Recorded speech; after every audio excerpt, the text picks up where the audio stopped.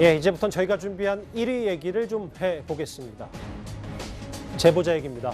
이재명 후보의 변호사비 대납 의혹 제보자인 이모 씨가 그제 모텔에서 숨진 채 발견이 됐죠.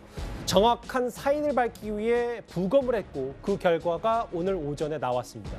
최종 부검 결과는 아니지만 일단 심혈관계 질환으로 추정이 된다는, 그러니까 타살이나 극단적인 선택 가능성이 낮다는 경찰 발표가 있었습니다. 그 전에요, 먼저 CCTV에 찍힌 제보자의 마지막 모습부터 보고 저희 뉴스 짚어보도록 하겠습니다.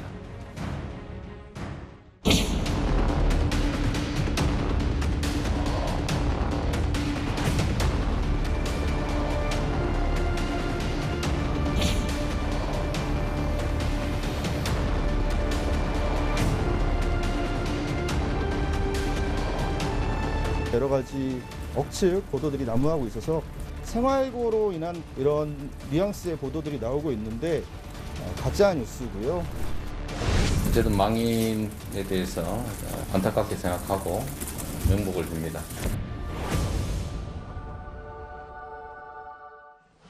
사인은 대동맥 파열, 박리 및 파열이라는 국가수의 구두 소견이 나왔다. 오늘 경찰이 오전에 이례적으로 브리핑을 좀 했어요. 근데 장 변호사님, 그러니까 극단적인 선택 혹은 뭐 타살 가능성은 낮다. 이게 1차 소견인가 봅니다.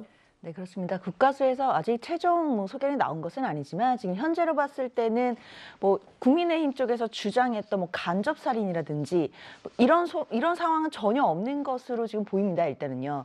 그렇다면 사실 한 사람의 죽음을, 이렇게 안타까운 죽음을 정치적으로 활용했던 그 국민의힘의 입장에서는 어떤 의견으로 저렇게 말을 했는지에 대해서 이제 입장을 표명할 때가 되었고, 예. 사실은 저분이 저렇게 돌아가신 거에 대해서 왜 그동안 뭐 타살이라는 등, 뭐 간접살인이라는 등 이런 의혹을 제기했던 분들은 이제 와서 뭐라고 말씀하실지 좀 꼭 들어보고 싶은 지점입니다. 예. 김경진 의원님, 저희가 그 CCTV에 포착된 제보자의 마지막 모습, 뭐 8일 혹은 가장 최근 모습까지 만나보고 있는데요. 뭐 계단을 오르다가 일부 휘청이는 모습도 잠시 보였고, 사흘 전부터 외출도 안 하고 외부인 방문도 없었다. 이런 그 추가 사실들이 조금씩 덧붙여지고 있습니다. 네, 네.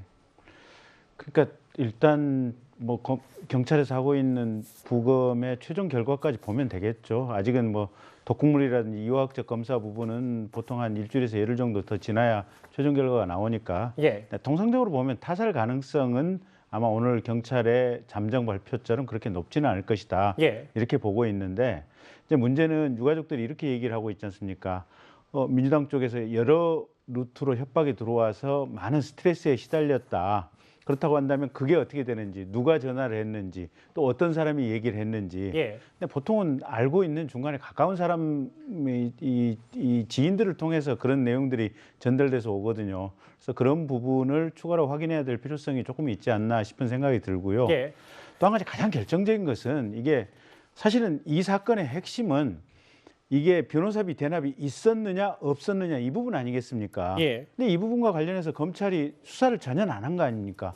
서울중앙지검에 최초에 접수된 사건을 수원지검으로 이첩을 했고, 사실은 이 변호사비 대납과 관련된 부분은 그리 어렵지 않게 수사할 수 있는 부분인데, 예. 수원지검에서 수사하고 있는 흔적이 그리 엿보이지 않거든요. 보면 그 전환사채로 20억을 받았다고 하는 그 변호사가 그 대납을 해줬다고 하는 해당 기업에 과연 20억만큼의 어떤 고문이라든지 자문 변론 활동을 했는지 이 부분만 확인하면 되는 문제거든요. 그래서 그런 부분에 대한 수사가 있지 않고 오히려 거꾸로 지금 이 제보자 이 씨에 대한 여러 가지 압박이 있다 보니까 그런 부분의 수사의 문제점, 이게 핵심이 아닌가 싶습니다. 예. 마지막 모습 CCTV로 좀 계속 확인을 해봤습니다.